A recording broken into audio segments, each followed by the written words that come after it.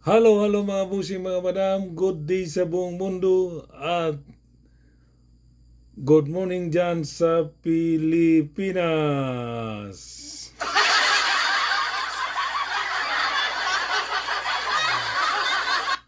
Okay, shout out sa buong mundo at shout out dyan sa Luzon, Visayas, Mindanao, Philippines.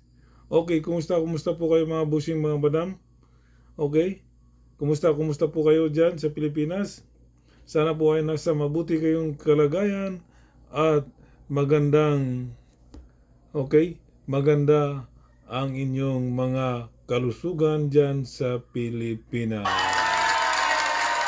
Okay, ito na naman po ako mga busing mga madam, ang inyong amang lingkod. Na hindi po tayo ngayon nag-drive na sa bahay po tayo mga busing mga madam, okay?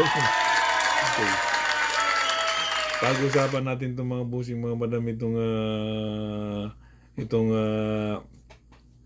itong attorney ni Sara Duterte, defense lawyer ni Sara Duterte mga busing mga madam. Kasi sobrang talino mga busing mga madam.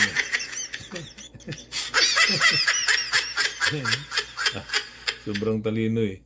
Kasi nga yung misleading pilit niyang ipapasok na pwedeng banggitin yung misleading sa trial court. Kaya si Attorney Kapunan sinabihan siya na you are not allowed to speak misleading here. Diba? Yun ang parang gano'n ang pagkasabi ni Kapunan eh. Tapos sinagot siya ng attorney na depende na si Perel. No, it is. Pwede.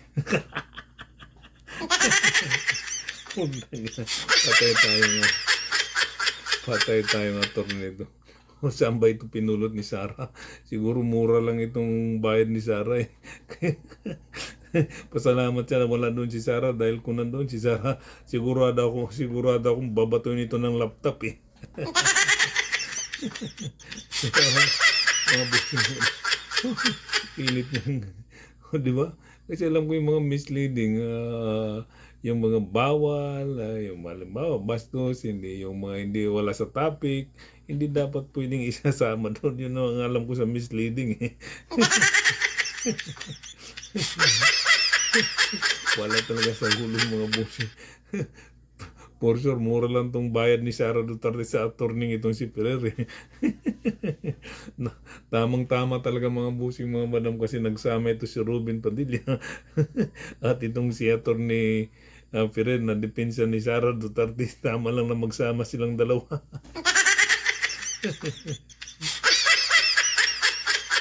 Talaga.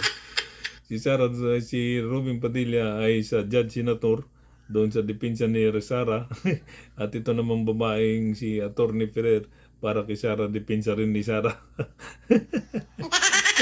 Nagsama po sila mga busing mga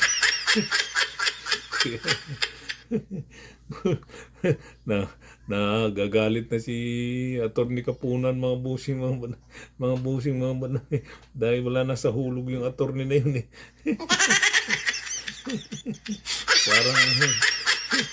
parang OJT, parang nagbalik yung Attorney Ferrer na yun na parang OJT lang sa pagka-lawyer eh. Di ba mga busing mga madam? Wala talaga sa ulo. Tama lang, nagsama sila ni Robin Padilla. Si Robin naman ay isang judge senator, pero kay Sara pa rin siya kumakampi. Wala talaga. Patay. Okay.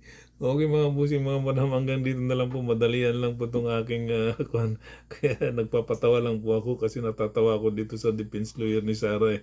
Dahil pasalamat siya, wala doon si Sara. Pag nandun si Sara, sigurado akong binato ito ng laptop. Okay. Okay.